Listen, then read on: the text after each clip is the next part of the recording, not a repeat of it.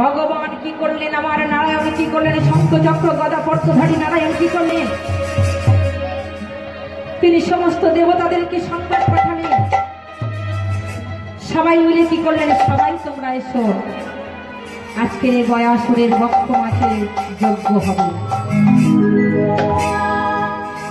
ভগবানকে বললেন, গয়াসুর বললেন, হে প্রভু, আমার এই দেহের মাঝে আপনি যজ্ঞ করবেন, কিন্তু কেমন করে?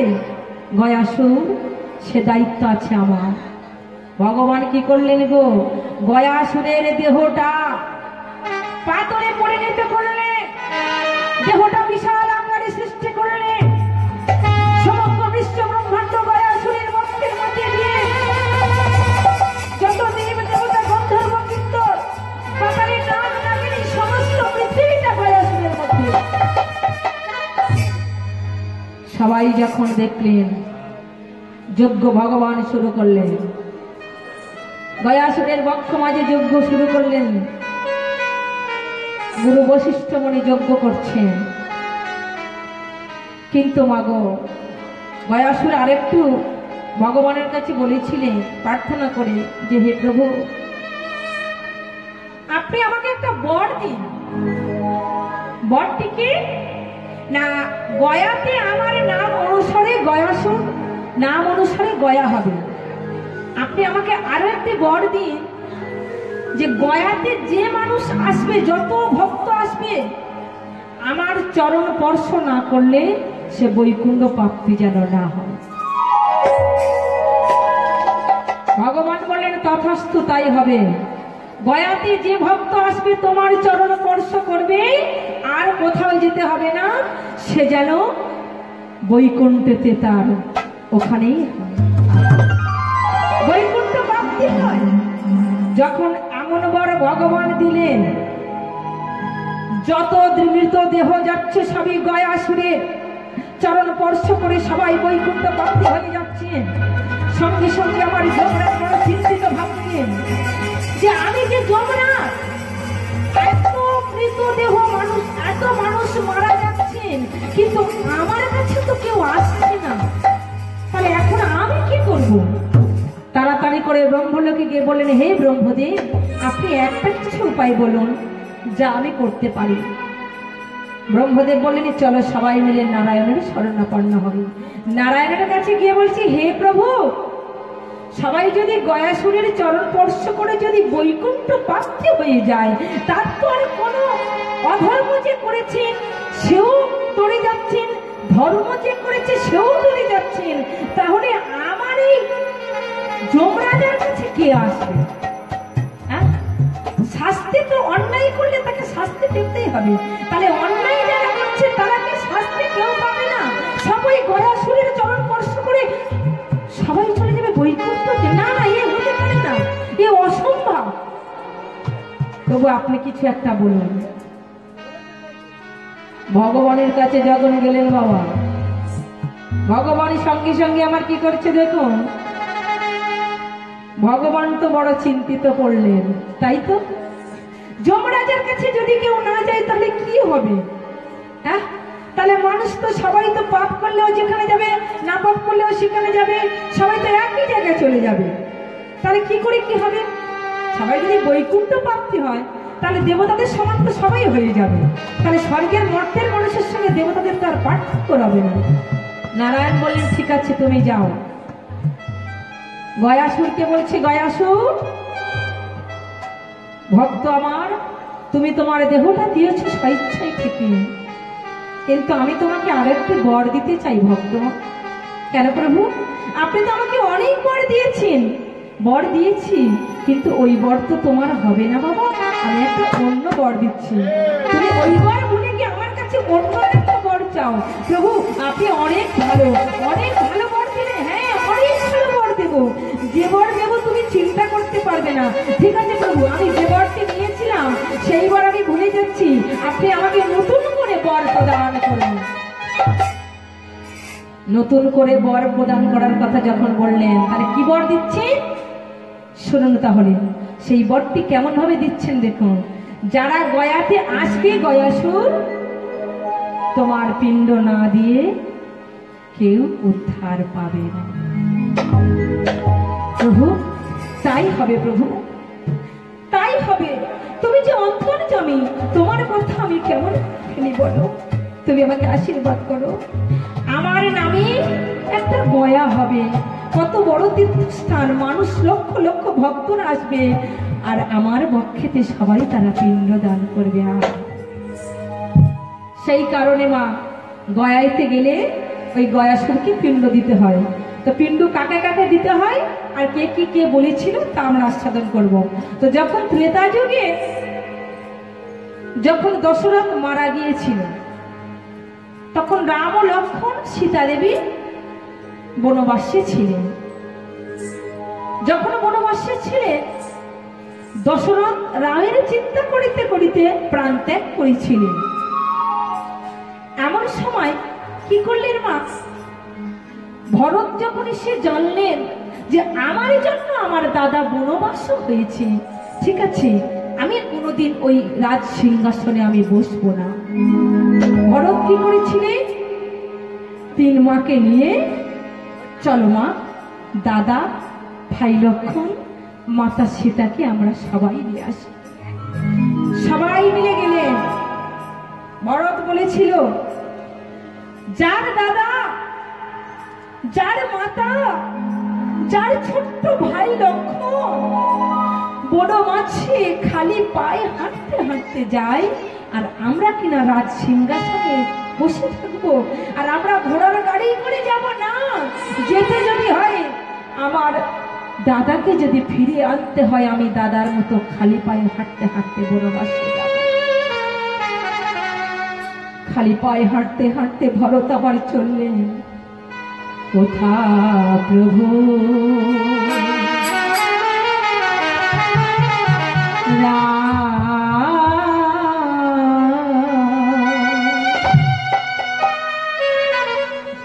তুমি একবার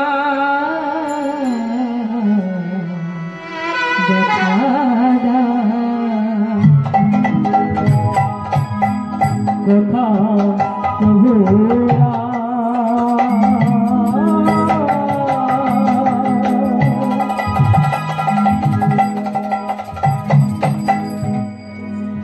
তুমি একবার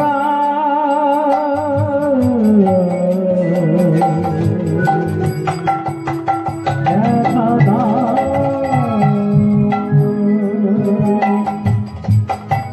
তোমার সঙ্গে ভাই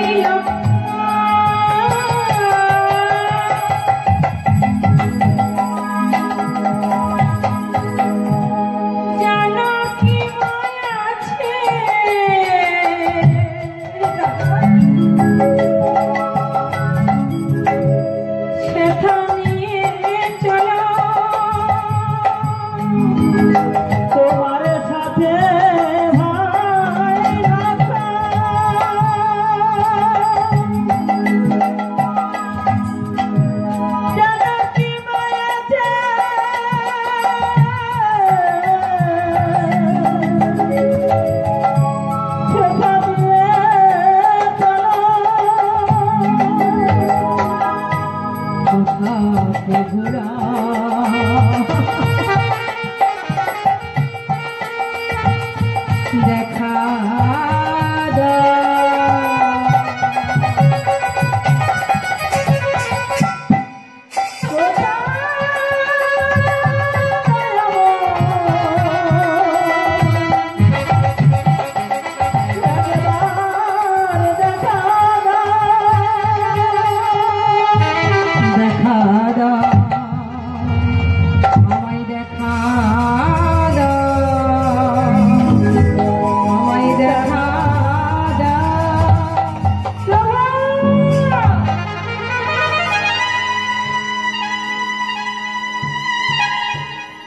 হাঁটতে হাঁটতে দাদার নাম স্মরণ করতে করতে ভরত আমার চললে।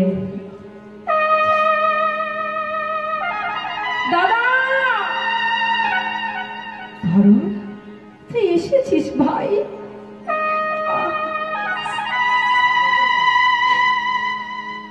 ভরত সঙ্গে সঙ্গে যখন রামের চরণ দুখানি জড়িয়ে ধরলেন, লক্ষ্মণ ছুটে গিয়ে ভরতের চরণ দুখানি জড়িয়ে ধরলে।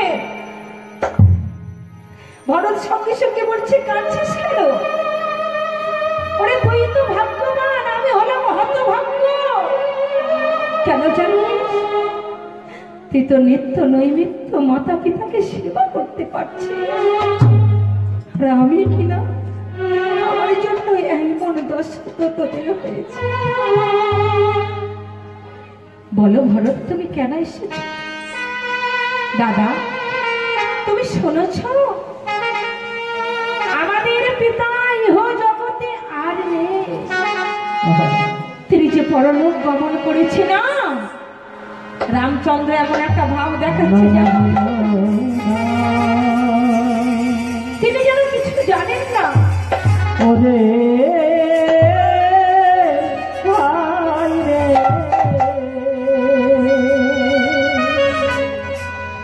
তুই মনে করে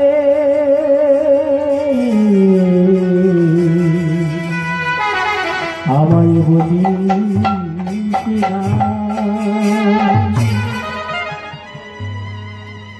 ভাই, পিতা তাহলে আমাদের ছেড়ে চলে গেছে? হ্যাঁ দাদা, ক্রিয়াকলাপ তো এখনো হয়নি। চলো দাদা, ফিরে চলো, সবাই মিলে আমরা পিতাকে পিণ্ড দান করব। চলো না দাদা। না না, এ হয় না ভাই। আমি যে বিমাতা কইকেয়ীকে কথা দিয়েছি, 14 বৎসর পূর্ণ না হলে আমি গৃহেতে পদার্পণ করব না। দাদা, তাহলে পিতার পিণ্ডটা কেমন করে দেব? জয় রাধে রাধে, তুই গৃহে ফিরে যা ভাই। ভরত আমার গৃহে ফিরে এলেন দাদার পা দুখানি মস্তকে নিয়ে। লক্ষ্মণ ও রামচন্দ্র আমার কি করলেন? মাতা সীতাকে সঙ্গে নিয়ে চলো, আমরা পিতার পিণ্ড দান করব। যখন রাম ও লক্ষ্মণ যখন পিণ্ডর সমস্ত কিছু যখন আয়োজন করতে গেলেন ফল্গু নদীতে, মাতা সীতা আমার সেখানে ফল্গু নদীর তীরে ছিলেন। এমন সময় ওই ফল্গু নদীর তীরে রাজা দশরথ প্রকট হয়ে বলেছে, মাতা সীতে, মাতা সীতে, মাতা সীতে। জনক নন্দিনী সীতার নামটা দশরথ বলতেন আদর করে মাতা সীতে। জনকের কাছে কথা দিয়ে বলেছিলেন, জনক, সীতে শুধু তোমার কন্যা নয়, সে যে আমারও কন্যা। তাই নিজের গৃহে নিয়ে এসে আদর করে একটি নাম দিয়েছিল সীতে। তোমার কন্যার নাম হবে সীতা, আর আমিও পিতা, আমি কন্যার নাম দিলাম সীতে। তাই তো ডাকছে সীতে,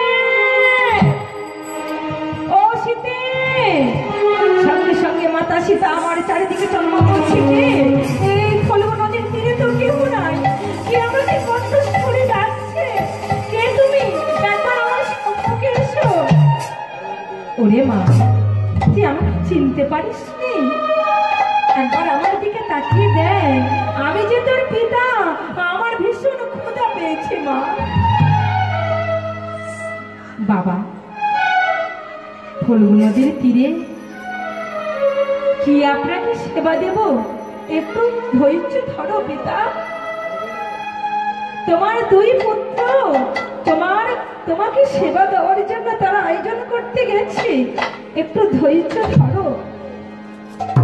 না সীতে, আমি ধৈর্য ধরতে পারছি না, আমি আরে ক্ষুধা আমি নিবারণ করতে পারছি না মা, তুমি আমাকে খেতে দাও। বাবা,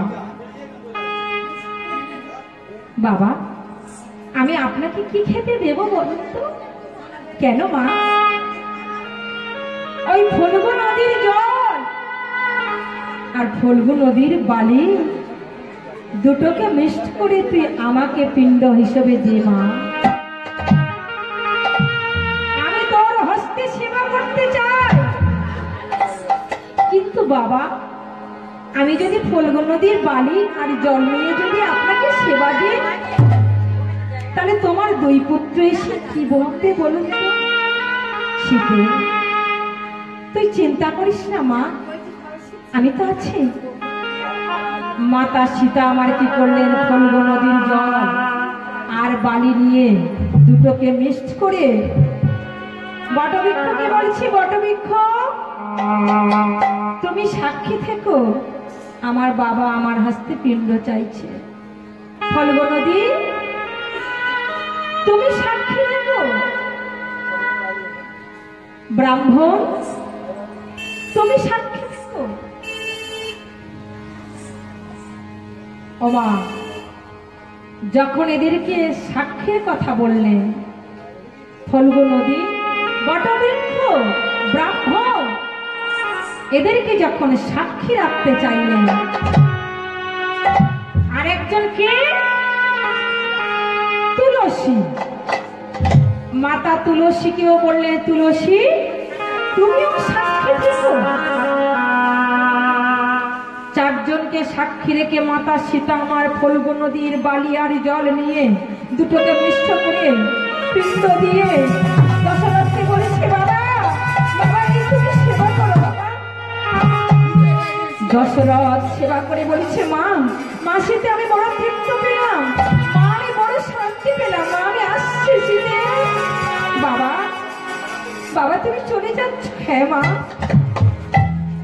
সীতার হইতে যখন দশরথ পিণ্ড নিয়ে যখন স্বর্গে গমন করলেন, রামচন্দ্র লক্ষ্মণ যখন পিণ্ডর সমস্ত জিনিস আয়োজন করে নিয়ে এসে বলছে, সীতা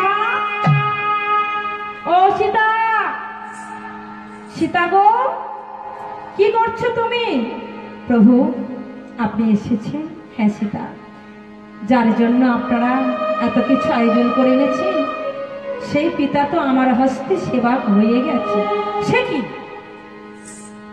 না, এ আমরা বিশ্বাস করতে পারছি না। প্রভু হে রঘুনাথ, আপনি বিশ্বাস করতে পারছেন না? শোনো রঘুবীর, বিশ্বাস তুমি নাই বা করো, আমি চারজনকে সাক্ষী রেখেছি, চলো তাদের কাছে যাই। ফল্গু নদীকে জিজ্ঞাসা করছে, ফল্গু নদী তুমি বলো পিতা আমার হস্তে পিণ্ড নিয়েছে? ফল্গু নদী বলছে, কই আমি তো দেখিনি। তুলসী বৃক্ষকে জিজ্ঞাসা করছে, তুলসী তুমি দেখেছো কিছু? আমি বাবাকে পিণ্ড দিয়েছি। তুলসী বলছে, তা আমি তো দেখিনি। ব্রাহ্মণকে জিজ্ঞাসা করছে, ব্রাহ্মণ তুমি দেখেছো? কই না আমি তো দেখিনি। ভক্তমণ্ডলী ভক্তিমতী মায়েরা দেখুন মা, কথাগুলো ভালো করে শ্রবণ করুন।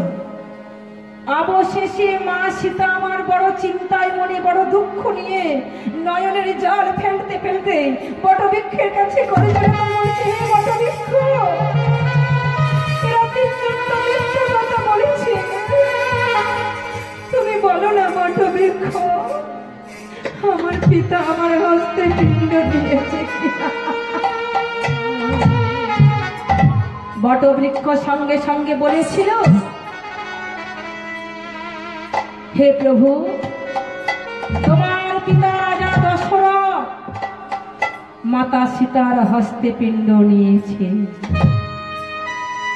রামচন্দ্র বললে, কি কথা? তিনজন মিথ্যা কথা, তিনজন সত্যি কথা বলো, তুমি মিথ্যা কথা বলছো বটবৃক্ষ? বটবৃক্ষ বলছে, আমি মিথ্যা কথা বলছি না। মাতা সীতা দেবী তখন বলেন, হে রঘুবীর তুমি আমাকে বিশ্বাস করছো না? হে রঘুবীর তুমি কেন বিশ্বাস করছো না? সঙ্গে সঙ্গে ফল্গু নদীকে অভিশাপ দিয়েছিল মাতা সীতা, শোনো ফল্গু নদী, আজ তুমি যে আমাকে মিথ্যা সাজালে আমার রঘুবীরের কাছে, আমি তোমাকে অভিশাপ দিলাম। তুমি এই ফল্গু নদী, তোমার স্রোত বইবে মাটির নিচে হইবে, আর তোমার নদীর জল হবে মাত্র 1 হাঁটু, তোমার নদী হইতে শিয়াল পুকুর পার হয়ে চলে যাবে। না না বলো না।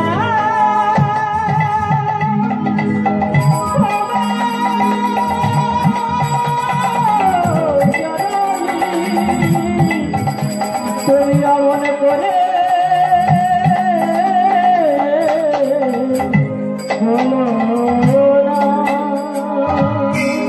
সীতা, তুমি একই অভিশাপ দিলে। শোনো ফল্গু নদী, যেমন কর্ম তেমন ফল। তুমি যে মিথ্যা কথা আমাকে বলেছো, তুমি যদি সত্যি কথা বলতে আমি তোমাকে কেমন আশীর্বাদ করতাম দেখেছো। তুমি যখন মিথ্যা কথা বললে তোমার এটাই উপযুক্ত পাও না। ব্রাহ্মণকে বলেছিলে, যদি কোনো বৈষ্ণব মন্ডলী ব্রাহ্মণ মন্ডলী থাকে আমার কথা অপরাধ নেবেন না। ব্রাহ্মণকে অভিশাপ দিয়েছিল মাতা সীতা দেবী। কি শোনো, তুমি যে ব্রাহ্মণ, তুমি যে আমার কথায় আমার রঘুবীরের কাছে তুমি আমাকে মিথ্যা সাজালে, তার জন্য আমিও তোমাকে অভিশাপ দিলাম। শোনো ব্রাহ্মণ, তুমি কি করবে জানো? তুমি যজমান বাড়ি যতই তুমি যাও না কেন, যতই কিছু পাও না কেন, তবুও তুমি লাখ টাকার ভিখারি হবে। কারণ তোমার অবশেষে কিন্তু যজমানের সঙ্গে কলরব চলবে। কলরব অর্থাৎ দেখবেন মা, ব্রাহ্মণদের একটা দোষ আছে, এটা মায়ের অভিশাপ। সীতামাতা যতই তিনি যা কিছু পাক না কেন, তবু 1 টাকার জন্য কিন্তু তারা কাউ কাউ করা শুরু করে দেয়। এটা কিন্তু মায়ের অভিশাপ, এটা আমার আপনার কথা না, এটা রামায়ণে আছে। এবার আসছে তৃতীয়, কার কাছে? মা তুলসীর কাছে। তুলসী, তোমাকে বড় ভালোবাসতাম, তোমাকে অভিশাপ দিলাম। এই গয়া ধামে তুমি যে তুলসী বৃক্ষ, তোমার কেউ গয়া ধামে দেখতে পাবে না।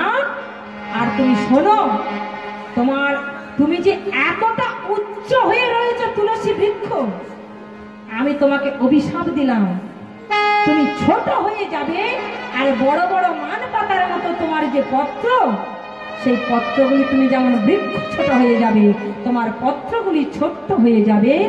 আর তোমার গায়েতে কুকুরে শ্রী করে দেবে। মাগো, পাপ কখনো বাপকে ছাড়েন না। বটবৃক্ষ, তাকে মা বলেছিল, হে বটবৃক্ষ শোনো, তুমি যখন আমার কথায় রঘুবীরের কাছে তুমি আমার মুখ উজ্জ্বল করেছ, তাই আমি তোমাকে আশীর্বাদ করলাম।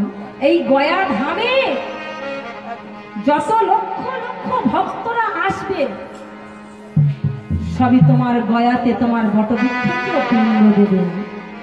আরো শোনো, তোমাকে আরো বলছি, যত পরিশ্রম করে মানুষ তোমার ছায়া এসে বসবে, তোমার ছায়া পরশবে, তাদের অঙ্গ শীতল হয়ে যাবে। আর কি ছিল জানো বাবা? ওই যে বটবৃক্ষ। আচ্ছা বলো, তোমার বটবৃক্ষের ছায়া আমরা বসলাম, বটবৃক্ষের ফলগুলো যদি ছোট্ট ছোট্ট না হয়ে যদি বড় বড় লাউ কুমড়োর মতো হতো, কি বলো?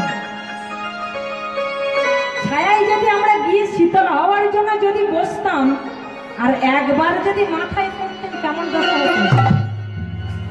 তাহলে ভক্তের মাথা কি আর থাকতেন? মা আমার বললেন, দেখো বটবৃক্ষ, তোমার পরশ পেয়ে তোমার ছায়াতে এসে মানুষ শীতল পাবে, আর তোমার ফলগুলি ছোট্ট ছোট্ট হয়ে থাকবে। আমি তোমাকে আশীর্বাদ করলাম। তাহলে গয়ায় যাওয়া হয়, প্রথমে পিণ্ড দেওয়া হয় ফল্গু নদীতে, ফল্গু নদীর তীরে, ফল্গু নদীর ওখানে পিণ্ড দিয়ে তারপরে কোথায় যাওয়া হয় না, বটবৃক্ষকে পিণ্ড দেওয়া হয়। বটবৃক্ষকে পিণ্ড দিয়ে অবশেষে কোথায় হয়? সীতাকুণ্ড। সীতাকুণ্ডে সেখানেও পিণ্ড দেওয়া হয়। এই কয়েক জায়গায় না পিণ্ড দান করলে গয়ায় যাওয়ার সফল হয় না বাবা। গয়ার পিণ্ড দেওয়া মানুষের সফল হয় না। সেই কারণে আজকে কি করছে দেখুন, যখন সবাই মিলে গয়াতে গেলেন, এমন সময় কি করছে, এবার একটা কথা আছে এখানে বলি। এই যে নারীদের 3 দিন যেটা চৌর্ত বলা হয়, তাহলে চৌর্তটা কোথা হইতে এসেছে?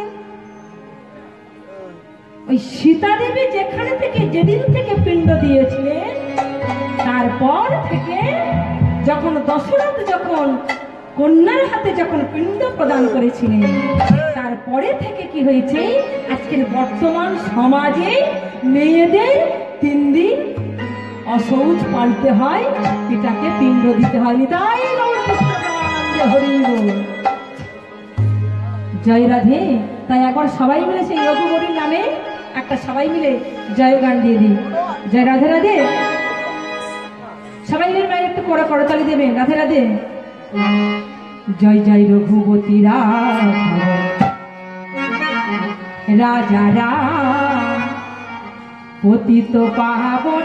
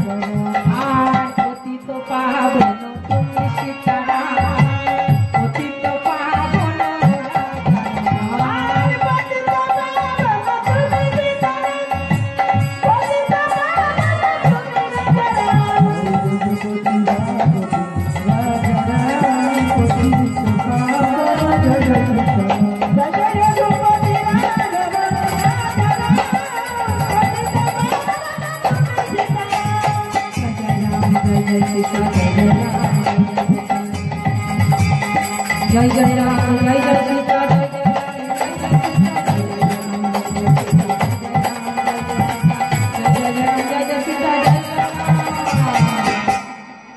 জয় রাধে রাধে। সবাই মিলে মায়েরা আজকে রঘুবীরের নামে জয়ধ্বনি করছে। দেখবেন মা, তো সেই কারণে আজকের গয়াতে মানুষ যায় পিণ্ড দান করার জন্য। গয়াতে পিণ্ড দিলে কি হয়, কারোর পিতা মাতা যিনি স্বর্গলোকে যান, যিনি মারা যান, পিণ্ডটা দেওয়া হয় কেন, যে আমার পিতা হোক মাতা তিনি যেন স্বর্গে গমন করে, পূর্বপুরুষের জল ওই কারণেই দেওয়া হয়। জয় রাধে রাধে। এটা যেহেতু গয়ার মৎস্য হচ্ছে মা, সেই কারণে একটু গয়ার কথা বলতে হবে। সেই কারণে ওই গয়াসুরের নাম অনুসারে আজকের গয়া নামে একটা বিশাল বড় ধাম সৃষ্টি হয়েছে। জয় রাধে রাধে। এবার একটা কথা আছে বাবা, হরি বল হরি বল। তাহলে বাবা গয়াতে তো মানুষ গিয়েছিল, আচ্ছা বাবা যখন ভগবান কৃষ্ণচন্দ্র মা তিনি কি করেছিলেন, যে রাধে রাধে, ভগবান কৃষ্ণচন্দ্র তিনি কি করেছিলেন, কোথায় গিয়েছিলেন না মথুরাতে গিয়েছিলেন। মথুরাতে গিয়ে তিনি কি করেছিলেন, যে রাধে রাধে। ভক্তমন্ডলী আমার ভক্তিমতী মায়ের হরি বলে হরি বলে। তো মা যখন ভগবান কৃষ্ণচন্দ্র মথুরা রাজা হলেন, রাজা হয়ে বসে রইলেন, বীণাকে নিয়ে নারদ মণি আমার বীণাকে বলছে, ও বীণা তুই একেবারে আমার সঙ্গে চল বৃন্দাবনে যা। বৃন্দাবনে গিয়ে দেখি বৃন্দাবনের ভক্তরা কেমন আছে। যখন বীণাখানি নিলেন, নারদ মুনি বীণা নিয়ে আমার চললেন। বীণা বাজ না একবার, তুই বাজবি না? ও বীণা একবার বাজ রে বীণা, বাজ রে বীণা, বাজ রে বীণা, রাধা রাধা বলে বাজ রে বীণা, একবারে রাধা রাধা বলে বাজ রে বীণা।